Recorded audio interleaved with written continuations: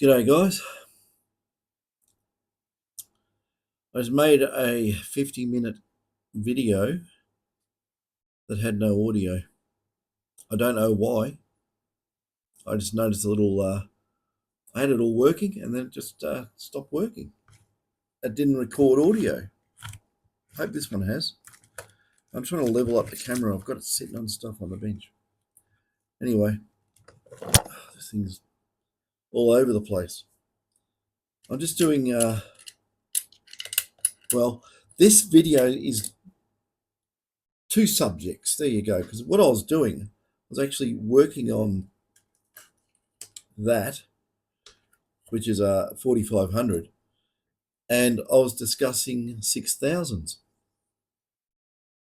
I was trying to kill two birds with one stone, as they would say. Anyway, I've completely lost my train of thought now because that was me talking to myself for my own non-benefit. Crazy. Yeah, I like this light. Look at the white light that comes out of it. It's $10 or something. Fantastic. 240 volts, $10. Beautiful white light. And it's no brand. So I don't know. I can't tell you what it is, but it's got some the LED chips in here. It's LED. They're orange, yellow, orange, yellow, orange, yellow, all the way around, and some in the middle too. So it's a mixture of orange and yellow LEDs. Gives this pure white light that comes out of it, and it's great for doing work. It gets rid of all the shadows. I can just angle it around, and I'm working away on a board. There's no shadows. Anyway, what I was going to say about I've been building up these modules and going over them for this detector. It's another specific customer job. I want it done a particular way to do things, and like I say, you got to be very meticulous, careful, exact, and don't stuff up, and double check everything. So that's what we're doing. All hand soldered, hand inspected. It will. That's why it's time consuming. But anyway, I was working away on this, and I was saying in the previous video about yabbering and doing work, where guys only will put half the concentration on the talking and half the concentration on the work, and it'll only be half as good as what it should be. You know what I'm getting at. Women can do yabber and do work, and it's just the same for them. But when guys do it, it's different. We get it divides by percentage of how many tasks you got on. It's like you're doing work, and next minute you got kids screaming, and you're going, and if you continue working with kids screaming or something like that, you're going to stuff up. You're going to be concentrating out there. And same as when people think about what they're going to have for dinner, and they're detecting, they don't find any gold. I wonder why that is the case, because you're not concentrating on what you're doing. I know that for a fact. I've trained people in the distant past, and you hear them walk over gold. You hear it go, ooh, and they keep walking. You just go, you're not listening. You don't know what you're doing. You're thinking about something else, and it's just the way it is. Oh dear. So it's always find interesting people that don't find gold and keep buying the next model detector, and don't find gold, and they buy the next greatest model detector, and they don't find gold. And 90% of it just paying attention. Pay attention. Anyway, what I was going to say, guys, I've come up with a really good upgrade for the 6000. Okay, and this is very easy to prove that's a really good upgrade. It's very easy to prove because I did it. But what I want to do, I'm going to do it this way. I want to do it on someone's detector, but I don't want it to be done on a detector for anybody I know. Like when we went out and tested detectors, and I'd never met Peter came along, another Peter. He came along. I've never met him before, and Eugene came along. I've never met Eugene before, and Eugene had the Algo Force. So it was everything was tested with no one. Well, they probably watch my videos, but I don't know them. So I try to get all the bias out of it. Like, you don't want to go, doing tests and measurements with people who have a bias. If they were involved with the company making a particular coil or detector or whatever, you don't want the bias, because that marketing bias does slip in, and you're not getting a true full picture. It's a bit like a politician saying we're going to do this and we're going to do that and never do it, which is common. Or we're not going to do that and then do it. We're all still waiting for our, what are we waiting for? Our 25% power electricity cuts. Oh dear. We're waiting for a lot of things. So now we've got, did you know they're bringing in new taxes if you work from home? Oh no. If you work from home, you have to now pay, I'm not joking, get ready for it, land tax.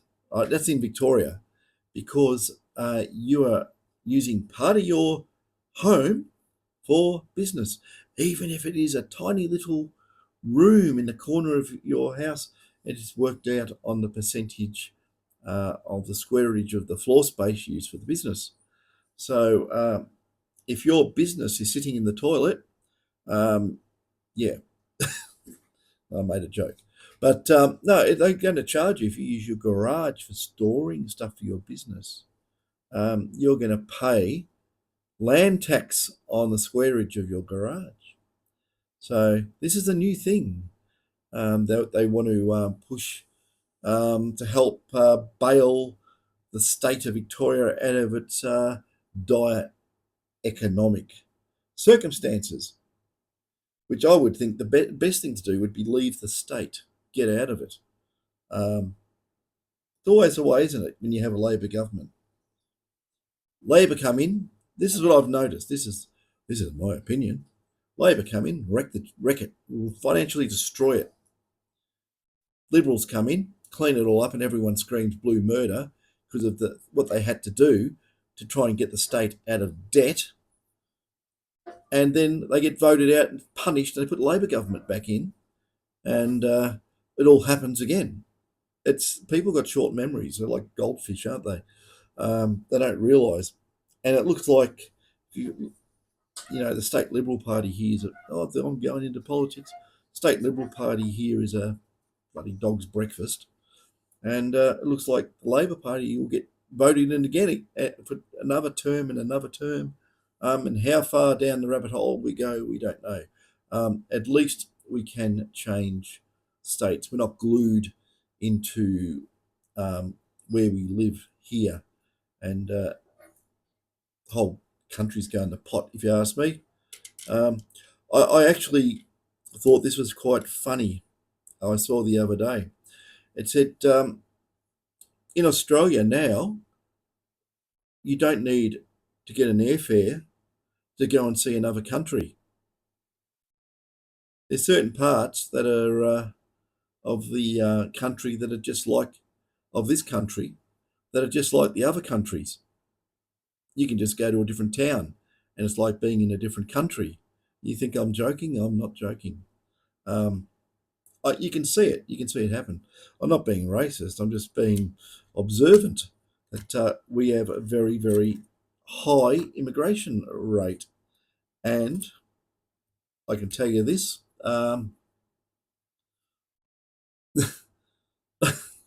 This is just me. I think in Ballarat now we have more Indian restaurants than what they have in India. Yeah, dear. Go and have a look on Uber Eats or Menu Log or any of those, and type in. Have a look at the food offerings on that in Ballarat. It's going to go what? Yeah, it's really really. Um, it is. I think it's probably getting to the point of being majority Indian restaurants. But I love Indian food, so I'm not going to complain about it. I love a hot, you know, vindaloo curry and or even a mulled chicken tikka or whatever. But it's it's all changing. The demographics are changing. I go to Melbourne, and you know, when we were kids, we used to have a thing when we used to go through a place called Springvale. I'm not being racist, right? Because it was an immigration hub, and God, my wife's Filipino. I'm not racist, right? Um, but what can we say? Uh, we used to go into Springvale and we used to have a joke as we drove through, and we used to say, "Let's play a game." We called Spot the Aussie, right? And it was just that was probably back in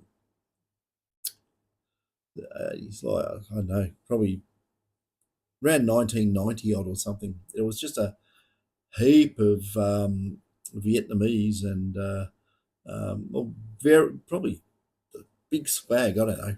It's just what it was at the time, because we're all biased, that we all grew up and it was pale faces everywhere, and it changed, and it's changing at a great rate of knots. So um, we are basically, I think we're probably around about 50% people not born here at the moment. So yeah, it's interesting. Most of the time, it's okay. Some cultures are a little bit interesting. Um, not saying that in a bad way or a good way. It's just interesting, but you can make up your own mind on that. Anyway, I don't want to talk about that stuff. I want to talk about the 6000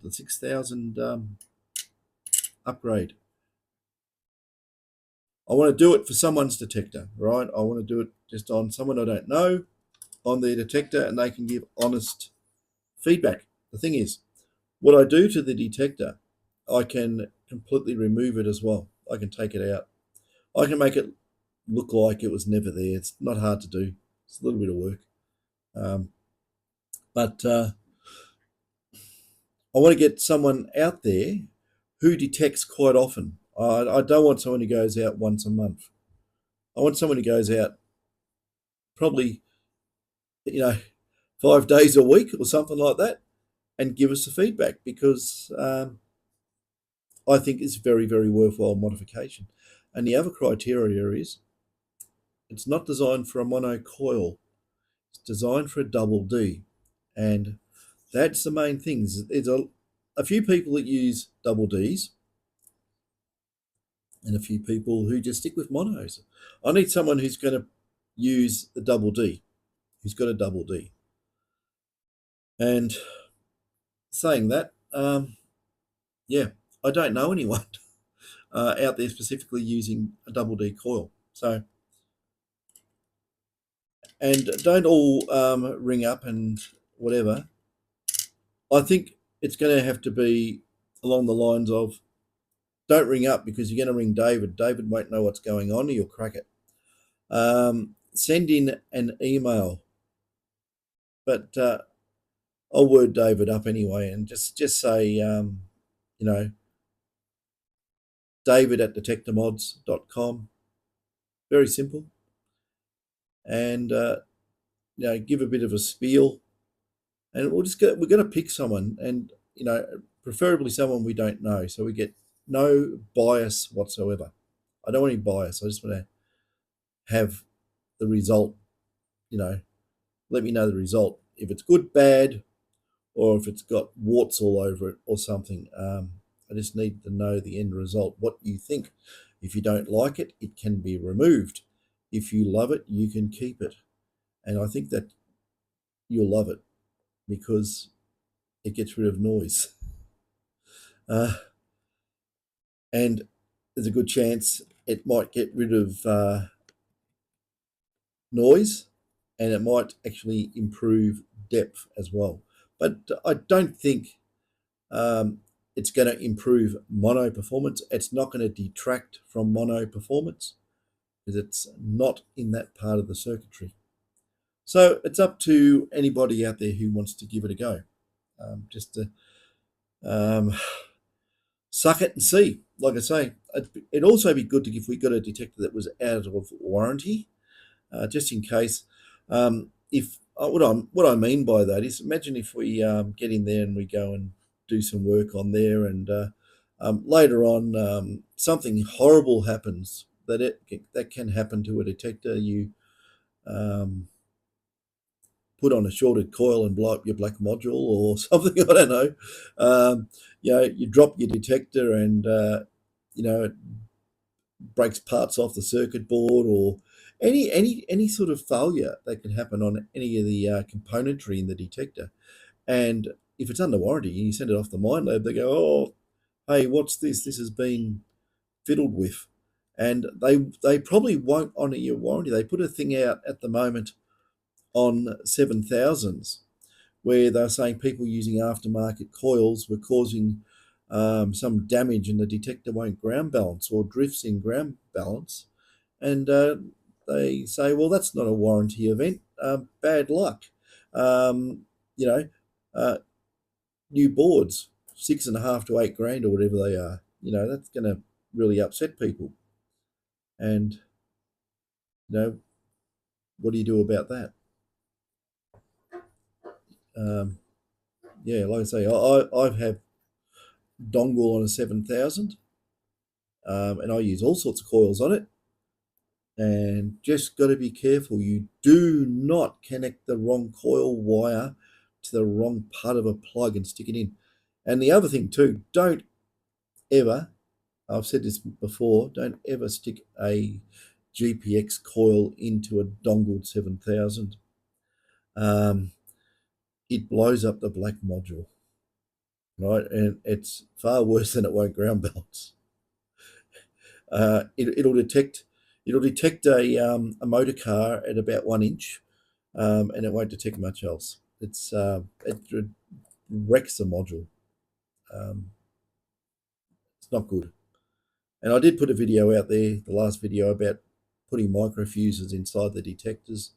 That if you do anything silly on the input stages, you can fuse protect it. In conjunction with some fast reacting diodes, transils, transorbs, not transils, they're slugs. One's a slug, one's not. But a semiconductor based avalanche device, there you go. String of diodes all in series, or a specialized Zener diode or something, low capacitance, so it doesn't affect the signal lines or signal. Well, basically, if it's got data lines as a signal line, you don't want to clip the data, and you don't want to add capacitance on your receive lines because you'll just make it noisy. So can be done, and there are ways to do it, and you can protect your detector from ever blowing up. But then again, you want to do that if it's out of warranty, because if it goes to the manufacturer, they're going to have kittens, aren't they? You're going to go, what's all this? And they're going to freak out. So, yeah, I'm just saying. 99% of things that go wrong in the detectors can probably be fixed by a competent electronics shop that has a bit of experience in metal detectors. There are some things in there, anything to do with the microprocessor or CPU type stuff. How are you going to do anything there? Normally that stuff is in its own protected environment, and it's not going to get blown up by external events. Black modules, yes, it's in a resin. It's basically impervious. We have tried to get them apart, and that it's not well. I would need about 10 black modules from failed detectors to perfect the art of doing it. At the moment, yeah, I've done, I've done one. It turned into a bit of a burnt biscuit, but there and I'm still after broken detectors, guys. You got broken detectors to sell? Someone's gone and put an axe through it or something. Uh, you know, hello. Broken detectors come in handy, especially if it's a 6 or a 7 that is non-repairable, right? Hello. We'll put my hand up with that sort of stuff. At the moment, like I say about the 6, if you've got a 6 and you want it tweaked and tweak that is removable, let me know. And you specifically have to use a double D coil. Don't go detecting with a mono and expect all this big difference. It will not happen. So it's just the way it is. Apart from that, I better stop yabbering. See, what I wanted to do was I wanted to talk while working. In the first video I did, I talk while working. And at the end of the video, I said, I shouldn't do it, so I haven't done it. So I'm talking and not working. But I'm ready to go in and do installation and stuff on this. And yeah, the other video was 50. I'm going to cut this one short. 20 minutes is long enough. So I did mention a lot of other stuff in the other video. And I want to get this detector done, else I'll be here all afternoon. So leave it there and catch us later.